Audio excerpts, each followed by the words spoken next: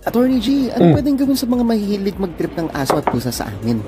Yung mga mahihilig pagtripa ng mga aso at pusa sa daan. Tandaan natin na may Animal Welfare Act na Ayon sa RA 8485 as amended by RA 10631, bawal na ang mga sumusunod. Una, bawal na mag-torture ng kahit anong klaseng hayop. Pangalawa, bawal na rin ang dog fighting at horse fighting. Pero syempre, hindi kasama dito ang mga labanan ng manok sa sabungan. Parte na kasi ito ng ating tradisyon at kultura. Pangatlo, kung may alaga kayong pusa o aso, bawal nyo nang pabayaan ito, gutumin o kaya naman iwanan sa kanto. At ang pang-apat, bawal nang pumatay ng kahit anong klaseng hayop, maliban sa baka, baboy, kambing, tupa, manok, kuneho, kalabaw at kabayo, at para lang sa pagkain ng tao. At bawal na rin pumatay ng hayop para sa pag-research o pag-i-eksperimento unless may approval mula sa Committee on Animal Welfare kayo. Kaya kung pumapatay pa rin kayo ng mga ibon sa palayan, bawal na yan. Kahit peste pa ang turing nyo dyan. Ayon sa batas na ito, pwede kayong makulong ng hanggang 2 taon at pagbayaran ng hanggang 100,000